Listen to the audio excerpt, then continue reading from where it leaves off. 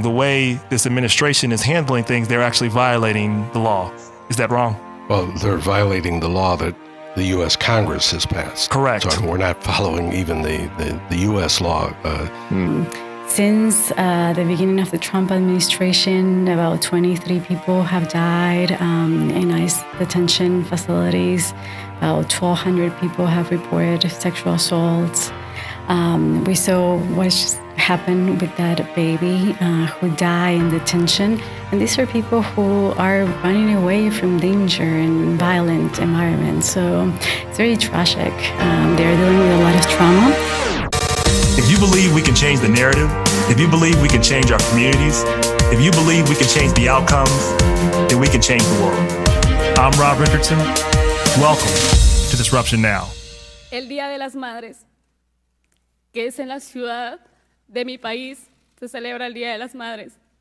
If there's one basic value that ought to unite us as Democrats and Republicans, as Americans, it is how we treat children.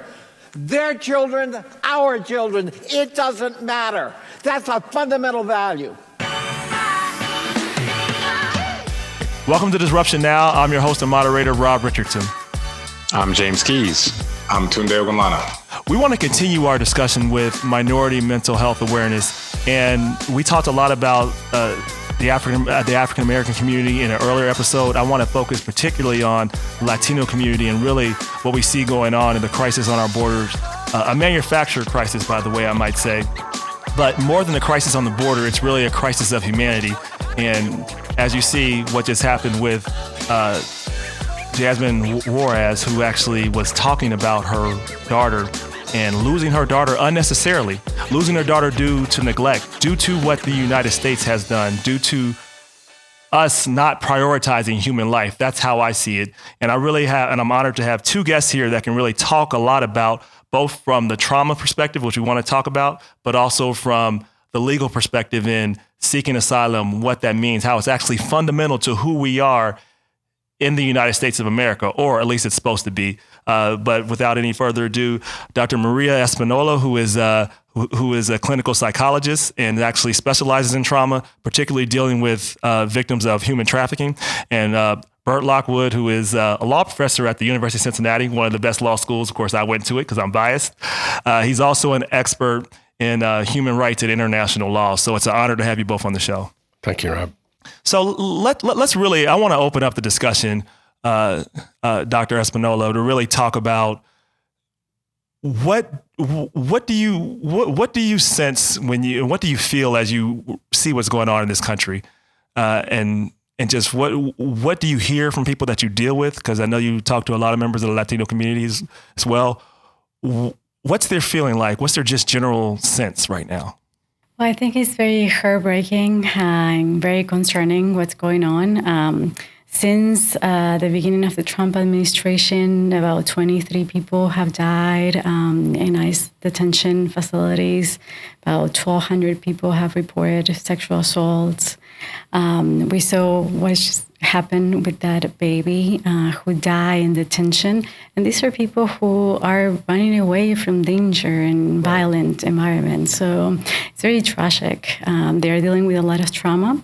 And people who are here are also experiencing and witnessing everything that is going on and how people are talking about this, right? Especially officials. What does that do to them when they see representatives of this country?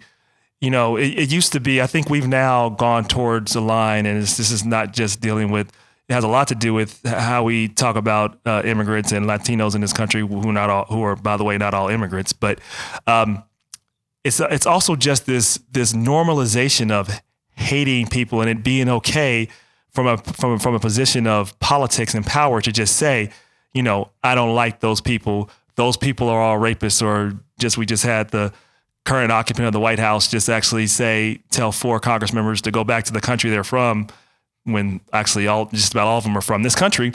And, you know, even if they were from another country originally, the idea of America is that we don't belong to one race. It's all about an idea, supposedly, that we're supposed to be pursuing.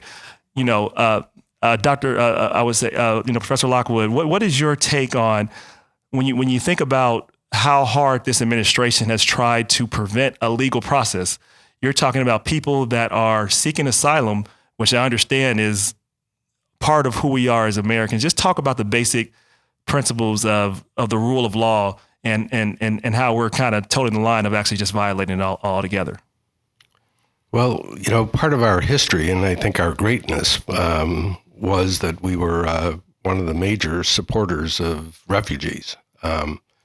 For years, we funded over 50% of the budget of the United Nations High Commissioner for Refugees, and part of the reputation around the world was America was a place of freedom. And we've seen just on the refugee thing with the Trump administration that he's reduced the numbers from 110,000 that the Obama administration had admitted down to 50,000 in 2018, and now down to 30,000. So from the refugee point of view, we have limited the number. What's taking place with respect to both at the southern border, but also toward immigrants that are living in this country, is tragic. I mean, in my own human rights seminar this past semester, a wonderful student who's a DACA, and she was making her presentation about the DACA, and which is a deferred action. A lot of people that came yes. here, younger folks whose parents brought them here not legally, but have been citizens here essentially all their life and have contributed greatly. Yeah, and she's, as I say, a wonderful student, but she broke down in tears, basically being made to feel that she was less than human by this administration. I just came back from China and teaching in a human rights program there, and their students, I mean, the questions they were asking when I was talking about the United States very much were, how could the United States, this be happening with respect to, what they had perceived to be the United States. So this has hurt our image around the world dramatically, and it's just a real tragedy. Dr. Espinola, how do you talk to students about this? Because I'm sure you know some DACA students. How do you talk to them and walk them through this? Because it has to be very traumatic to not know one day if you're going to get someone's going to come at your door to arrest you, to send you home to a country that you've essentially haven't been to since you've maybe been 3 years old, may not be able to speak the language. How do you walk them through this? What is it like for them and that type of trauma that they're going through? I think it's they live in fear. It's a terrifying situation because being sent back really means death for most of them. From going back to the countries where they come from because of the level of violence that they will have to face if they go back. And what you said is right. I mean, they have grown up here, and this is the only country they know, and this is the country they love, and they received DACA because they were eligible for it. Right. They are contributing to this country. Absolutely. By studying, by getting into careers where they will be able to benefit the communities where they live in. James. And yeah, I mean, it should be added to that the fear it's status based. It's not based on people committing crimes or being unlawful in some way or being unbecoming of what we aspire to be as Americans. It's based on pure, your status, your checkbox is this. So therefore we're coming after you. I would imagine that's very traumatic, in terms of every day you wake up, you're trying to play by the rules. You're trying to do things the right way and improve yourself, improve your family's prospects. And someone's just going to show up at your door and say, you have to go somewhere, like you said, that where you're looking at death, you're looking at a lot of things that are not the type of thing you want to look forward to or that you want on your horizon. Mm-hmm. The level of trauma that I want to think that that's intentional, and that the having citizens in fear is something that is, that the current administration or the current political climate people want. Is it as crazy as it seems in terms of what you see as far as like just again playing by the rules but yet and still somebody can show up at your door? You guys are both going to answer that. Well, I would just like to add, just to expand it a little, it's not only about their own personal thing, but their families. Right. I mean, they don't, their families don't have the DACA status. I mean, the parents, and you don't know if, they get pulled over for driving too fast or something like that, whether or not that's going to lead to the deportation of their parents, ripping families apart. So, I mean, you could go home and nobody's there. Yeah. Right. Yep. Yeah. Wow. And you can look and just to absolve a myth that's put out there a lot. We know that actually immigrants have a lower rate of crime than average American citizens. That fact doesn't seem to be getting through because you hear people say, well, we have to protect people and it's because these people are committing crimes. All of that is just fear to get people to buy into the dehumanization of the people that are actually going through this. With that being said, how do we get people? So, because I know you deal, Dr. Espinola, you deal with trying to get people from all sides to see the humanity in this and why this is necessary, particularly with your work in sex trafficking, which is honestly related to a lot of the stuff we see going on now. How do you suggest that we can get, Republicans and others who may be sympathetic to some of the argument that, well, he's just trying to, or these folks are trying to keep our country safe. We can't have open borders. That. How do you reach out to those folks to make them understand just the basic humanity? Like Gerald Connolly said, I never thought we'd have a debate about whether we were going to protect children in the United States of America. They call them migrant children as if that makes them different from being children. They're still children. Yeah, exactly. Yeah. Thank you for bringing that up. I think the way that I explain dehumanization is this. So most people want to feel good about who they are and what they do. They want to feel like they are doing the right thing. So how they can explain that they are participating in horrifying acts against others, right? The way that they explain that is by stripping those people away of their humanity. So it's a very dangerous thing to do, dehumanizing others. It happened during the genocide of the Native Americans. It happened during the slavery. It happened during the Holocaust. It happened during the Rwanda genocide. And it's happening now with immigrants. It has been happening for a long time. Some statements that really stick with me. One was a representative from Kansas who said, it would be a good idea to exterminate Mexican immigrants like feral hogs, just shooting them from helicopters.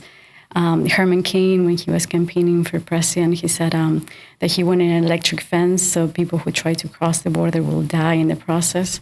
We heard the president just calling immigrants animals. Now we see about 70 ICE Border Patrol agents being part of a closed Facebook group that is specifically dehumanizes, denigrates, attacks immigrants and anybody who protects them. The New York Times today had a story that sort of was a Sophie's Choice story of a Honduran family that came across and were detained by the customs. They indicated that the 3.5-year-old daughter had a heart condition. And so there was a doctor who examined her and said, yes, it was very serious, that she needed immediate hospitalization.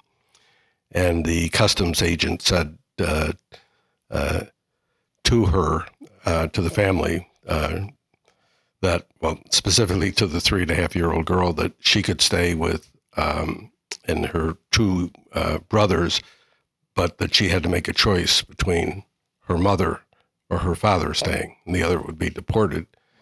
3.5 years old. That's crazy. A 3.5-year-old has to decide if their mother or father is going to stay with them. And so she was close to her mother. She said her mother, not realizing what was going to take place, and they started to take the father away. And the doctor protested, and he stayed beyond the hours and insisted that the family had to stay together. And fortunately, in this situation, the customs people backed down. But I mean, just the idea that you would present a 3.5-year-old in that situation with a choice between which parent do you want to stay. I mean, it's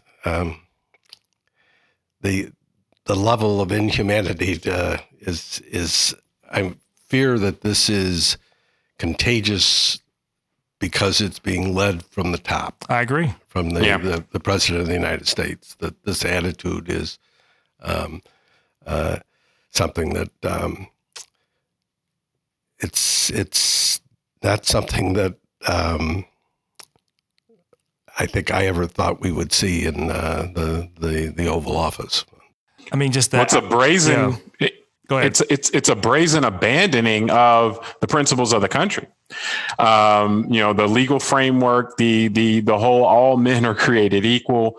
Oftentimes I've said in the past that if we're going to build a wall, then we need to tear down the Statue of Liberty and use that to build it, because you can't have both. But I mean, this is real right now. And as you said, the crisis has been created when the hate, when the dehumanization comes from the top. Are there effective means in our system to be able to address that other than wait until the next election cycle? I mean, is Congress letting us down here? What do you see as far as opportunities to try to push back on this dehumanization from the top? Yeah, and particularly to add to that, the violation of the rule of law, because we haven't discussed it, but we can get into that too. We know asylum is a legal process embedded in law, but I believe, and please correct me if I'm wrong, the way this administration is handling things, they're actually violating the law. Is that wrong? Well, they're violating the law that the U.S. Congress has passed. Correct. So we're not following even the U.S. law, but that also incorporates some of the international law. With respect to the remedy, I grew up in a Republican family in upstate New York, and I fear that the Republican Party is not the party of my family growing up there. And we don't have, if Obama had done one of 1,000 things that this president has done, there would have been calls for impeachment. And the impeachment hearings would already be drawn. Yeah. But there would have been follow through. Yes, there would have been follow through. Exactly. So it's pretty clear that the Senate is not going to, it's a 2-step process with the House indicting, which is possible, but the trial would be in the Senate, and there's no way you're going to get 2/3 of this Senate. So, unfortunately, which is required to remove from office. Just to follow up with that, and then I want you to talk more about the asylum law, because we have a constitutional law professor here, and I just we have to take this opportunity. Is there a I would say a threat that not impeaching? We know you might not remove him from office, but then you never know what comes out when you actually have a concerted effort with things that are going on. Is there a danger in setting the precedent that this can be done, and are we in danger of actually just not having a rule of law? Because if you're not willing to enforce it or even try to enforce it, and this is what I say even for the Democratic side, because I do believe you have to at least try. Can we see the rule of law diminish or not be with us if we don't do something to take action? Just a question. I think we have to be realistic with the election not that far away. Right. There's no way that an impeachment process could go through in time. And frankly, for the 35 to 40% strong, enthusiastic support that he has, I'm not sure that they would accept the Congress's judgment on impeachment. Right. I do think they will accept the political judgment if he is defeated. What happens if he wins and keeps violating the laws further? Then what? Because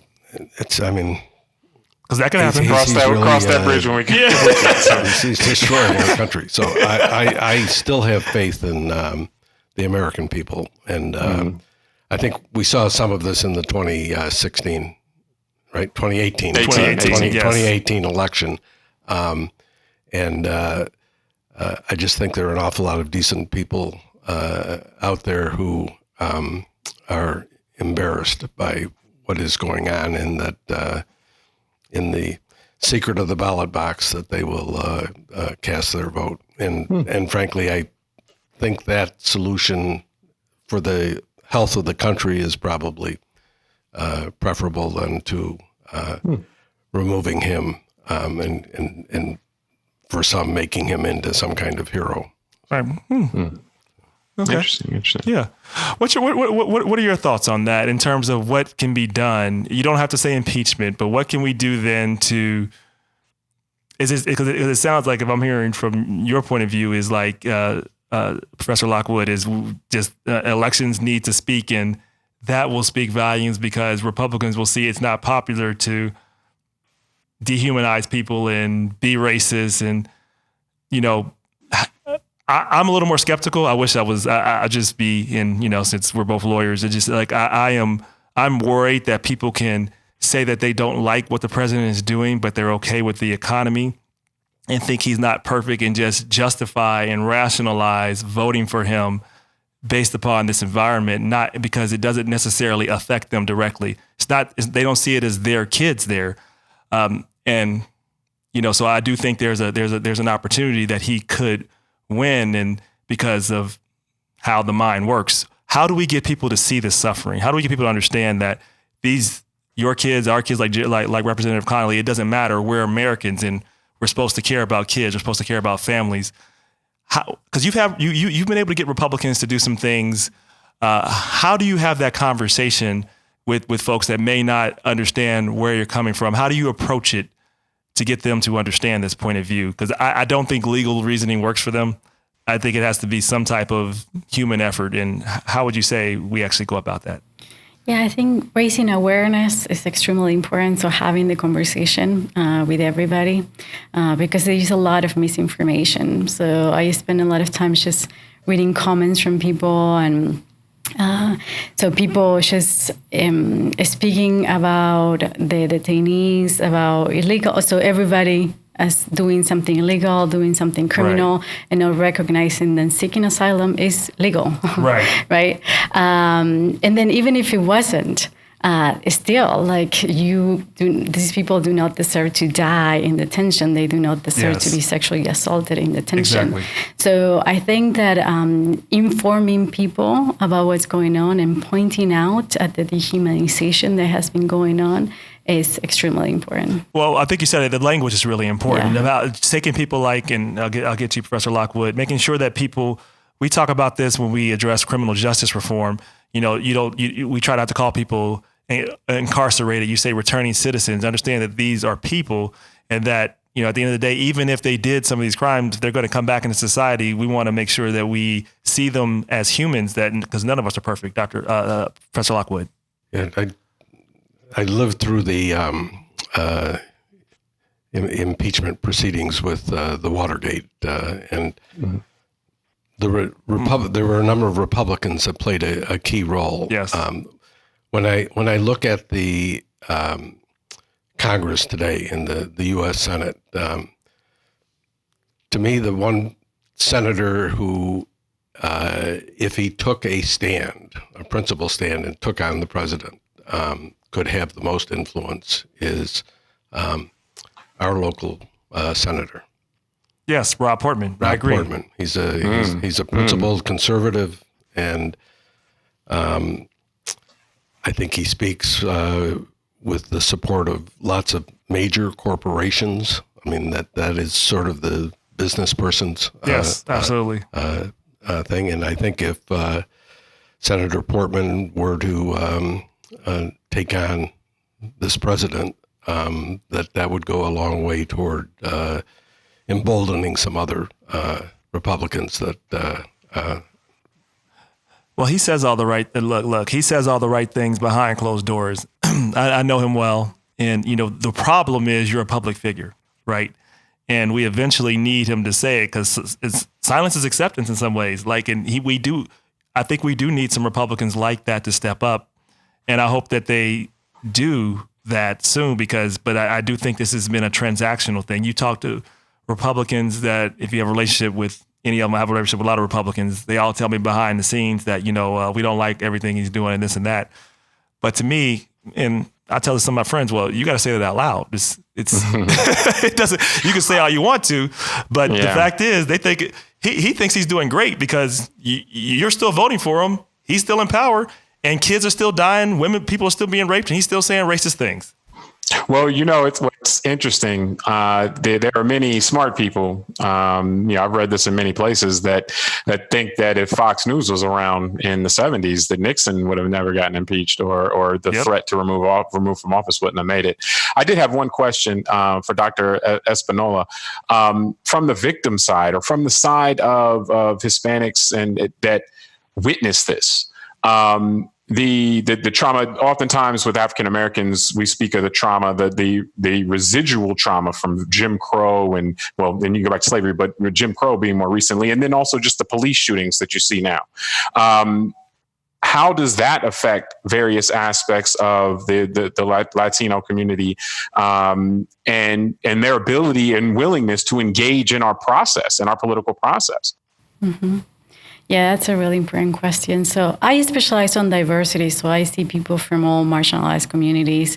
And a lot of them come to me because they have been traumatized. They have been the victims of a specific actions. Others have not been specifically targeted directly, but they have been just been suffering in silence while watching what is going on, right? To their families, to their friends. And this happening with like every marginalized communities for different reasons. But a common conversation that I have in therapy is about this. It's about like, I am seeing on TV how they are doing this to people who look like me, to my group. And this is how the majority of the country seems to be feeling because nobody's being held accountable for it, right? So it's not just the people who are committing the acts, but it's the ones who are not, it's just everybody else who's not doing anything to change it. Tunde, did you have something to say? If you did, I got a page full of notes already. So just go hit it. But no, on this one, no, I got a few things from earlier comments that I'd like to circle back to, though. Okay, go ahead. Oh, no. So one of them was just things that struck out when you talked about the poor child that was 3.5 that had to pick between her mom and dad. This is something I worried about 2 years ago when they started talking about this, kind of this whole thing at the border. I can appreciate that there might be some things that I might not agree with that come from an administration, but I can acknowledge if they're done well and meaning done like in an orderly fashion. So, for example, I didn't agree with going to war in Iraq, right? But it seemed, looking back, going into the war, the Bush administration was organized. Bush and Cheney had a message. They spent 2 years since 2001 to 2003 preparing for this, so on and so forth. Well, I think that what it reminded me when you mentioned about that young girl having to pick between her parents and the Customs and Border Patrol agent that had her do that, to me that really struck as a lack of leadership from the top. As we've been talking about, a lot of this comes from the top, right? The fish kind of rots from the head. So it's another sign of this dysfunction in the leadership that these policies are just kind of, leadership by tweet. They're just put out there. There's, the heads of these agencies aren't even really aware when these decisions are made. Well, Tunde, can I say something really quick? I do think it's not just a lack of leadership. I think that's intentional. Like, I do think the culture he's creating is he wants to dehumanize people, and he's empowering these agents of like almost 10,000 agents to have this Facebook page where they feel emboldened to talk about people in dehumanizing ways. I actually think so. I just want to say it's intentional. I'm not going to go and say I know what's in people's head about whether they want chaos or not. Right. I think the evidence. Well, I think he's trying to create it. That's what I'm saying. He's creating those conditions on purpose. That's all. No, but I'm just getting to the straight point on the ground that the victims here are everyone on the ground. Meaning, of course, the immigrants and the people that are looking for asylum, but it's also like the Customs Patrol agents and the ICE agents. they weren't properly like trained on how to deal with this either. So it's just a mess in general. And to your point, Rob, you've got 10,000 people that were working one day and basically they were working one way, and literally the next day they're just told, well, now you're doing this. And so, like, from my understanding, those a lot of those facilities that they've been hoarding these people into really are designed to hold adults for 72 hours, and that's it. So they were never actually really designed to hold families and to have all this medical stuff. So I'm not saying that's the just very quickly, and I also just want to say that it's also intentional because we know that there's a lot of for-profit prisons, a lot of people that are making a lot of money off of the dehumanization of people. So you can spend less resources on people and profit from it, and you can lock people in. So some of this is intentional. I'm not disagreeing with any of that. What I'm saying is, I disagree with what they're doing, but they could have still had an orderly process where all these prisons made their money, all that stuff. I'm just saying he just they had to didn't care have enough to treat people like this. Exactly. That's all I'm saying of comparing it to the Iraq War. No, I think you're overlooking something. The dehumanization is necessary in order to do this in this way. If you don't dehumanize them, then people won't stand for treating people like this. Mm-hmm. And so it's only people like us that are looking around and saying, hold on, these are human beings. You can't treat people like that. Well, to the people that are supporting this, they're not doing that step. They're not saying, oh, these are human beings, because the messaging is to try to dehumanize. Listen, I understand 100%. You know how many people that I know personally that I consider friends that have supported this administration, and their number one hot buttons are things like child, sex trafficking, anti-pedophilia, all the stuff that most of us would assume are bad things. But yet, to your point, there's 4,000 kids that the government has said they can't find for the next 2 years. I'm going to assume, unfortunately, that some of those kids are going to end up being trafficked for negative things just because of the fact of, and you've probably seen that, Dr. Espinola, right? I mean, how do you treat victims? First of all, one, is our broken immigration system, is it causing more victims of sexual violence? My guess would be yes. Two, I know you do work in this. Talk a little bit about that. And then I want to talk to Professor Lockwood about asylum and about the fact of what's legal and what the process is not being followed right now. Mm-hmm. Thank you. So traffickers, what they seek out is just people who are extremely vulnerable. So usually children, adolescents, women who live in poverty, people who no one really cares about. So usually runaway teenagers, usually. And then when it comes to immigrants, they're extremely vulnerable. Oftentimes because besides poverty and the language issues, it's just no one is being held accountable for what is going on to them. So it's a very scary time for immigrants out there, because a lot of people who have been victimized are afraid to come forward. Yeah, because they'll just probably just be locked up in a prison where they get to be victimized again. That's probably their view. Mm-hmm. Well, we've heard that. When congressmen and women visited these facilities, they were afraid to speak about what was happening to them in the facilities. Right. Yes. What do you say to people when they tell you that? What is your advice then? Because I'm sure they talk to you. What do you say? Well, I think that a really important thing for everybody who feels strongly about this is to speak up. So public opinion is very powerful. So we have seen how public opinion has, changed the course of certain decisions that have come from the president and others. So I think I'm still hopeful that if we keep raising awareness, that there will be enough pressure put on them to make a change. Yes. Professor Lockwood, I want to talk about asylum. So we know a lot of people that are coming here seeking asylum, Guatemala, for example, and some of the other countries, they're going through extreme violence, gang violence. They're under a lot of threat of, as you said, being exploited, being trafficked. And those are a lot of the people that are coming here. That is a legal process in the United States of America that this administration, from my understanding, is trying to change. Is that wrong? Was my description wrong, or could it be better described? Well, let me sort of give the framework. Okay, please. Because I think it's a little more complicated. the international standard is that we are a party to the treaty that incorporates this is for individuals that have a well-founded fear of persecution for political, religion, race, a number of grounds. It doesn't include people that are seeking to come simply for economic opportunity. Right. Our people have regularly commented over the years, and not simply in this administration, that our immigration system needs to be fixed, and that it hasn't been working. We have a system where we have lots of immigrants that have come here for economic reasons, Sure. and that are paying taxes. And I mean, we may well not have a farming industry. In Iowa, I know there are factories with the jobs of cutting up hogs and things like that regular Americans don't want to fill.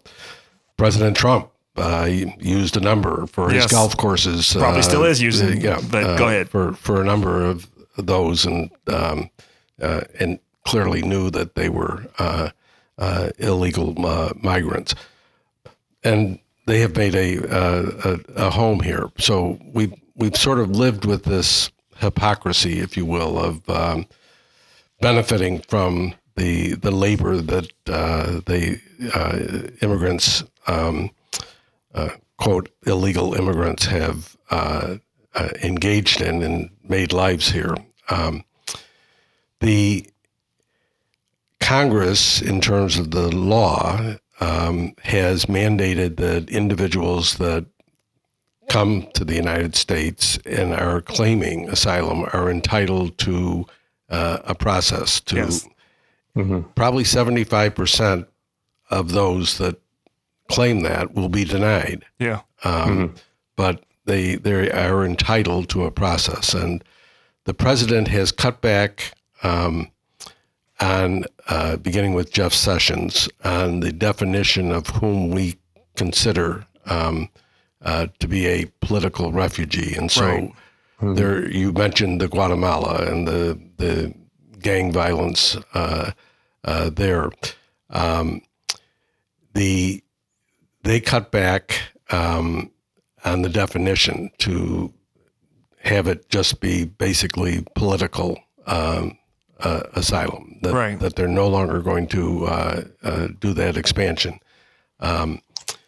But so that now, with the latest action that the president has taken, which is just yesterday, What's that?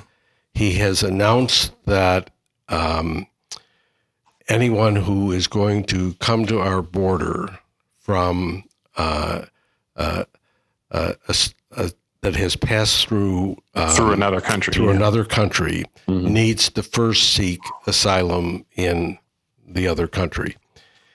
That basically means that on the southern border, that you're basically talking only about Mexicans would be able to seek asylum. Those coming from Central America that pass through Mexico under this new policy that the president has, they would not be entitled to the process that the Congress has set up. The ACLU has immediately gone into court. I'm sanguine that the judiciary will probably block this attempt, but the administration basically wants to close the borders. Yeah. And it's a little ironic. I mean, the president is married to an immigrant. Yeah. And her family followed her afterwards. But there seems to be no sympathy for. No, people don't. Well, he's can't see been you. pretty explicit though that he wants more immigrants from Europe. He's said this. That he's Well, Norway anyway. Correct. I was over Correct. in China teaching with a Norwegian professor, and it doesn't seem that there are going to be a lot of Norwegians that are seeking to come to What is their view? Trump's America. That's interesting. What is their view since you've been over, like you said, you just returned overseas, you're in China. I'm curious to hear the view of, we have our own view. What's the outside view of America right now? I'm afraid to ask, but we'll probably won't be surprised. Well, I mean, he's attacked all our allies. I mean, he's destroying the liberal order that was built up following World War II. And he seems most comfortable with murderers and tyrants. Yeah, he's good with Russia and Putin. The Philippines, Korea, Putin. And he seems to be envious of them that they seem to be able to. But what do they say to you when you're American? Like, what do people say? Like, what do they say? I'm just curious, like an average conversation or just thought process of your students, your co-professor. Well,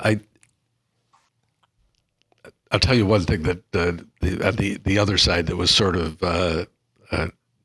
I talked on women's rights in one of the lectures, and afterwards one of a young Chinese woman came up and said to me, for female law students in China, that Ruth Bader Ginsburg is our hero.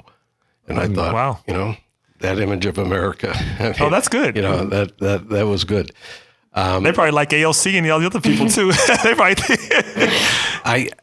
That's the tragedy, though, right? As far as our loss of leadership, absolutely, and across the world. Yeah, that is a tragedy. Yeah.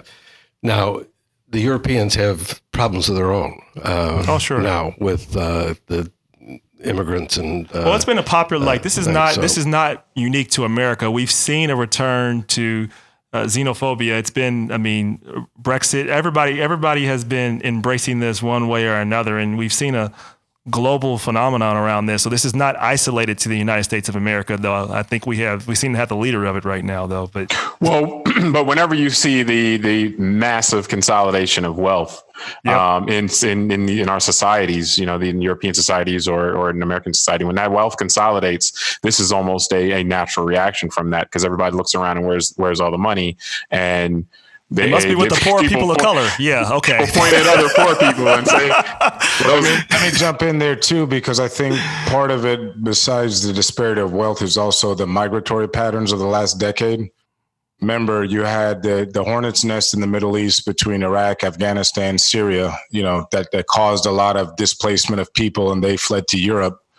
And you also had issues in Libya and North Africa that caused the same thing. And then I think more recently here, we haven't, I'm not saying we here in this discussion, but I think our media and kind of just the conversation hasn't tied that dot over to Venezuela, and that we've had a hornet's nest in our backyard in Venezuela, and also in a lower, way, I would say Honduras, El Salvador, or some other countries.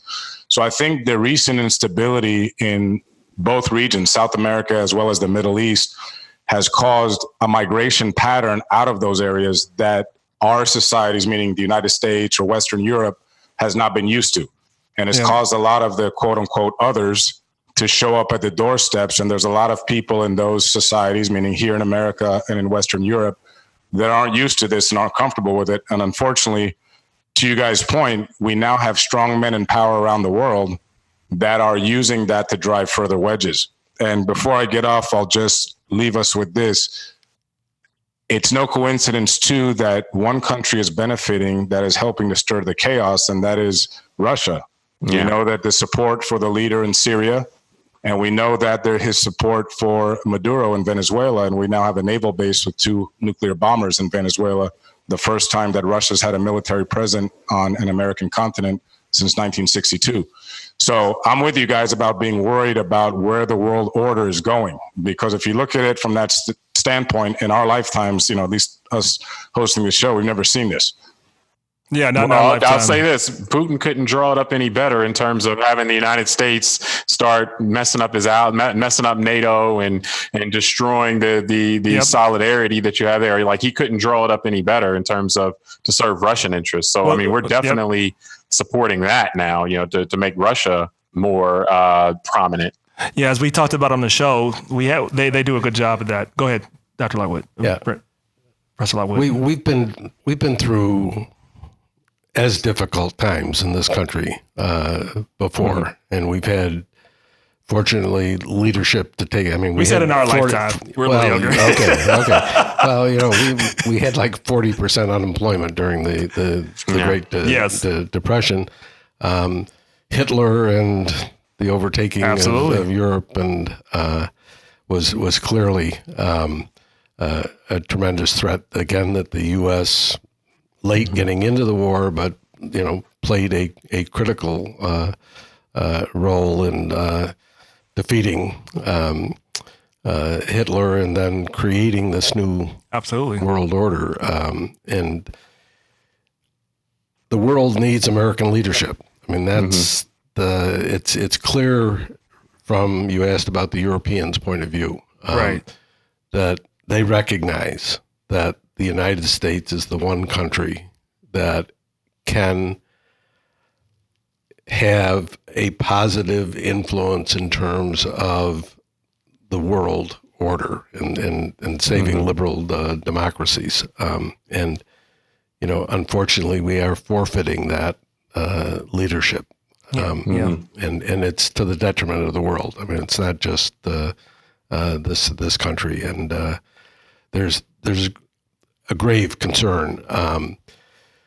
Clearly, they're hoping that this is a fluke. So are we. Yeah.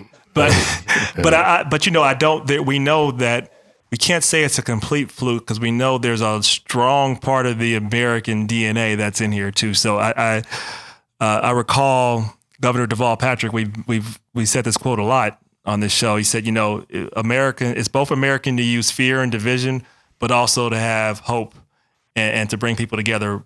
Both are American. Only one is patriotic.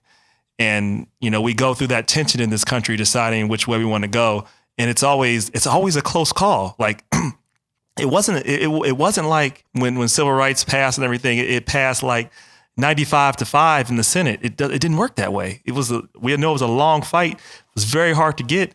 Nearly every single branch of the government had to be on board. I mean, this is, America has been right a lot and it's been wrong a lot too. And it just depended upon where leadership is, how engaged the public was. That's why public sentiment is everything, as you say, and why we have to stay engaged. And I am still hopeful of people. My fear is the indifference. My fear is the indifference of people just accepting this as normal. Not only people that may be Republican and support the president, but also people that, may feel like they don't have any power. That's actually my larger concern, because if people got out, were engaged and participated, we say it all the time on the show, eternal vigilance is the price of freedom. And unless people are vigilant, involved, and not indifferent, this can be normal. Like I don't want people to think this can be normal, because it could be. Let me indicate that in some ways we're fortunate that he's not competent. Yeah, we're lucky it's him. 2 days. That's one of your lines too. And that he tweets. I mean, we know what he's thinking. Yes, true. Yeah. If you had someone who was more secretive and competent, racist, we'd be in real trouble. We'd be in real trouble. So, but that's my fear, right? And that's the point of what I'm saying is, like, this could be someone who can say, I can do what he did, but I'll just do this differently. And what I'm saying is, all of us collectively, has to take all of this, throw it in an abyss, and make sure it never resurrects. And I don't know how we do that. It requires the people. I mean, the people have to reject it, which goes to your point earlier as far as the ballot box. Yep. Well, and the other thing I would say is, it is imperative that we keep up the vigilance and the pressure. I mean, the guy is exhausting.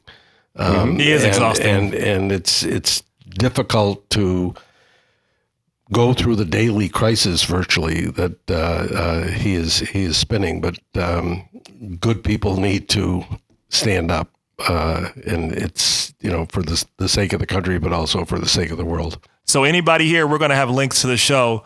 We will have the number to call Senator Rob Portman. Everybody should call him, because if he can help move this, particularly how people are being treated, he should speak up. And we need him to speak up. You can call him to say, you know, we want to make sure this stops happening to children. What are you doing about it? Call him. I've found, as a person who's ran for office, I know politicians really well. They say they like getting calls. They hate it. So call them because it puts pressure on them. Call him. We're going to put his number up to call him. And we can probably find a link wherever you are across the country. There's a link for who your congressperson is. We'll put that in the show. Call your congressperson. Dr. Espinola, I did have a question I wanted to ask you. When the rhetoric from leadership in a country is so hostile to certain groups of people, how do you see that affecting people, you know, on an individual level and even on a broader level, groups of people? Do you see that as something that really affects either their day-to-day or their engagement in the country and things like that? Yeah, absolutely. So a lot of people report feeling bullied by the statements being made by politicians and people in government and people who comment online. And so it certainly impacts public opinion. Yeah, so it's very detrimental. So a lot of people report feeling like they're being bullied, basically, being harassed, attacked on a regular basis. And so it causes several issues. So one is on the part of people who identified as belonging to the group, right? So it's just they are feeling victimized and harassed by this. To other people, to other groups of people, this serves as a way to, it's almost giving them permission to act on harassing behavior, like those guards, in violent behavior. So that's why I think you see Border Patrol officers feeling so free to make the statements that they were making in this group, including the chief of the Border Patrol. Yeah. She was part of that group. So they are given. So they, the way it works, I feel, is that they feel like they have the permission from the president and everyone else to act in the way they act. And then you see a lot of other people who are hearing all of this and saying like, "Why should I care?" Yep. Right? Because if the leadership doesn't, why should I? Absolutely. Yeah. Wow. So it's like a license to antisocial behavior for people. Yep. Yeah, that's terrible. I just remember. So right when this president won the election, you know, there were two. I talked to a professor at UC, and her kids attend a mostly white school, but there was one Mexican student that was there. And when children, we're talking about, I think they were like in fourth grade.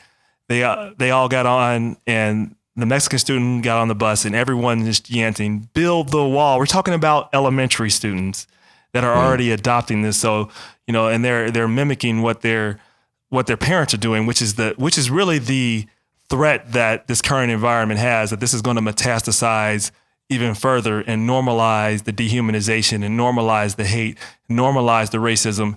It's why it's so important that, you know, we fight. So you got to call it. It's antisocial. It's you can't get along with other people. You know, it's the antisocial behavior is being normalized. No, I was going to say, but it goes back to your point about dehumanization. Remember, we're talking from our perspective where we see everyone, no matter who they are, as a fellow human. There's some people that don't see these, you know, other people as humans. So they are, in their mind, they're not necessarily antisocial. They're just, they just are kind of protecting their own. I mean, that's nonsense, man. In a rapist's mind, he's you know, a ladies' man. Like, it doesn't matter what they feel like. It's what they're doing. It's what they are. No, I get it. I'm just saying that they may not look at other human beings the same way we do, is my point. So they won't look at themselves as being antisocial necessarily. That doesn't mean I'm not going to call them antisocial. I'm not saying you shouldn't. I'm just making the point that that's partially why it's hard to either reason or get them to see the point. And it goes back to also history, because there's been some great points made.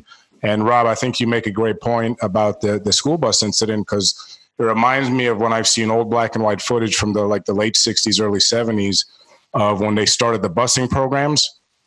And you would see little white kids in the elementary schools beating up the black kids and the parents standing there watching it. And I think, going back to the professor's comments, and I don't mean to call out any ageism here, but you're the only one out of all of us here, sir, that actually lived through the civil rights and kind of a period of time when this country had some struggles, much different than the rest of us here in the show have seen in our lifetime. So I think this is also a reminder for the younger generation like us that, to Rob's point earlier, this can become normal if we don't work at keeping a society that does have the respect for social norms and boundaries. And look, this is, call it antisocial, call it racism. I don't know what you want to call it. The point is, this is an environment where we're normalizing treating other people as subhuman, and that is being where people I think before used to at least say dog whistles. Now they're just using bullhorns and normalizing this.